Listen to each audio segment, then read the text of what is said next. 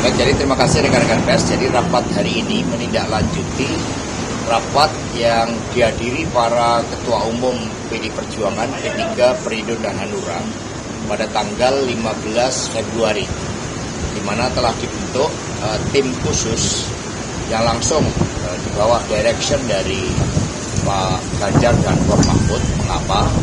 Karena kita melihat bahwa desain kecurangan pemilu yang dikatakan oleh para tokoh demokrasi sebagai pemilu yang paling buruk di dalam sejarah demokrasi di Indonesia, maka diperlukan tokoh-tokoh yang memperjuangkan untuk menyelamatkan demokrasi itu sendiri.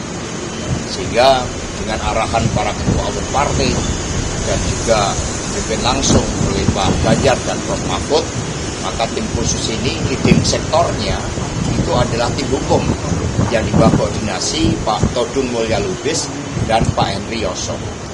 Kami sangat mengapresiasi terhadap keterlibatan dari para pakar yang memberikan sumbangsihnya pada kerja dari tim hukum tersebut. Sehingga seluruh proses litigasi ke Mahkamah Konstitusi dipersiapkan dan banyak pakar yang bergabung, termasuk ada yang mampu mengukur voting behaviors dari aspek keterlibatan kekuasaan yang kemudian mencederai proses demokrasi itu sendiri. Tetapi fokus utama dari tim Pak Ganjar Prof Mahfud itu adalah mengawal proses rekapitulasi secara berjenjang dari bawah yang saat ini terus-menerus dilakukan, termasuk juga pemilu legislatif.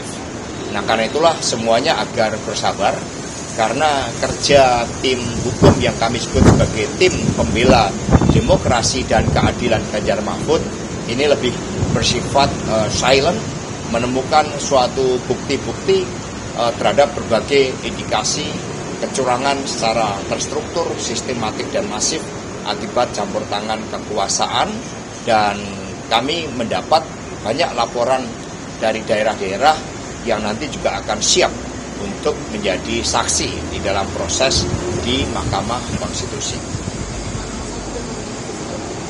Ya, komunikasi dengan tim 01 tanpa komunikasi formal pun dari apa yang disampaikan ke publik itu menunjukkan suatu spirit yang sama.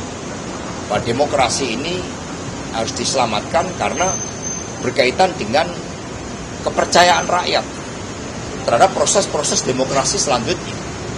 Kalau pengerahan secara masif terhadap kekuasaan ini tidak dilakukan suatu koreksi secara kolektif, maka tidak akan ada lagi yang percaya terhadap proses demokrasi ke depan, termasuk di dalam pelaksanaan pilkada pada bulan November yang akan datang.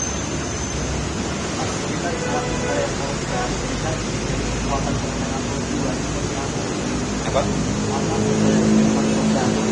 Ya itu kan kita lihat kan, pers juga sebagai kekuatan penjaga demokrasi sudah banyak mengungkapkan hasil-hasil investigasi ini, di mana misalnya mereka yang punya kemampuan mengorganisir berasal dari kader-kader partai, kepala daerah, kemudian banyak kepala desa yang diintimidasi. Itu kan menunjukkan bahwa polanya ini sistemik. Ini kan kemarin malam Pak Surya Paloh bertemu dengan Pak Jokowi dan dianggap sebagai sinyal ajakan oleh Nasdem bergabung ke kubunya Pak Prabowo dan Pak Mahfud. Kalau dari PDIP sendiri bagaimana? Apakah sudah ada hubungan oleh Pak Jokowi atau seperti apa? Kalau kita lihat berdasarkan catatan kritik yang diberikan oleh para pengamat tokoh-tokoh pro-demokrasi, maka Pak Jokowi ini kan sebagai sosok yang seharusnya bertanggung jawab terhadap kualitas demokrasi itu sendiri. Sehingga ketika di tengah-tengah proses rekapitulasi yang masih berjalan, upaya-upaya yang dipersepsikan menggalang dukungan, itu kan sebenarnya justru bahwa apa yang terjadi selama ini itu tidak benar, sehingga masih diperlukan suatu langkah-langkah konsolidasi seperti itu. Kalau semua proses itu berjalan baik, ya tidak perlu dilakukan suatu proses konsolidasi pasca pemilu, karena semuanya berjalan natural sesuai dengan kehendak rakyat. Tetapi ketika proses konsolidasi justru tetap dilakukan, itu menunjukkan ada question mark yang kemudian harus dijawab bersama-sama bahwa demokrasi kita sedang berada dalam masalah besar.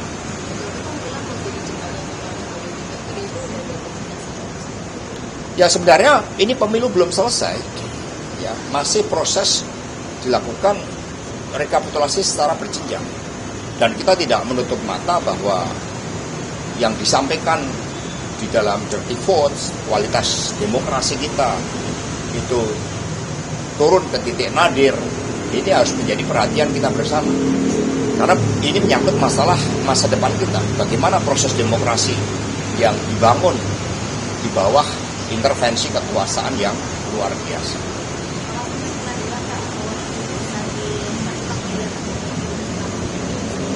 Ya, Prof. Mahfud kan berbicara sesuai dengan kompetensi beliau, dan juga secara empiris memang itu terjadi di banyak negara, terjadi juga di dalam pelaksanaan pilkada. Maka tim khusus ini akan terus bekerja dengan leading sektor tim hukum, dan di situ nanti akan banyak hal mengejutkan yang nanti akan disampaikan di dalam proses-proses selanjutnya.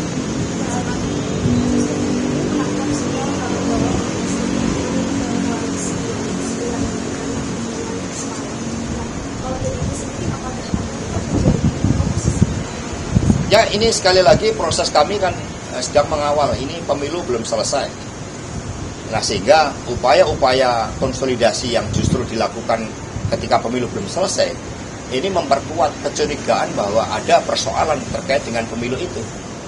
Kalau sudah aman-aman, yakin dukungan rakyat seperti itu, ngapain harus dilakukan suatu langkah-langkah seperti itu? Maka ya kami fokus di situ, sikap politik terkait dengan posisi PD Perjuangan saat ini bersama P3 Perindo Hanura adalah mengawal seluruh proses demokrasi yang harus diselamatkan karena terjadi kecurangan masif, dan ini disuarakan oleh banyak pihak.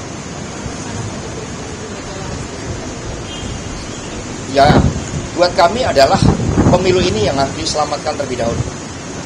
Jangan sampai rakyat tidak percaya terhadap proses demokrasi yang memang didesain dari hulu hilir memberikan preferensi atas dukungan kekuasaan, dan dalam hal ini adalah Pak Jokowi.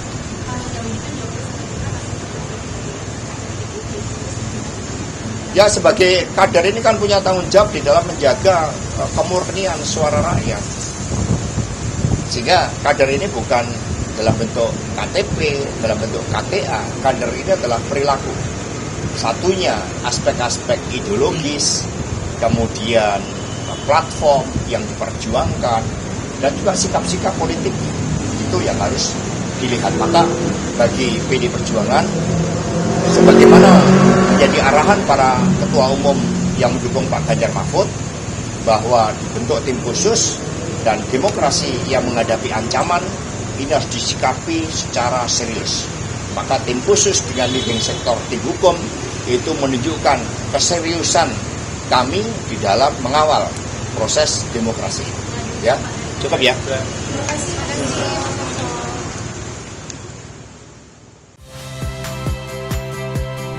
Saya Rahmat Ibrahim.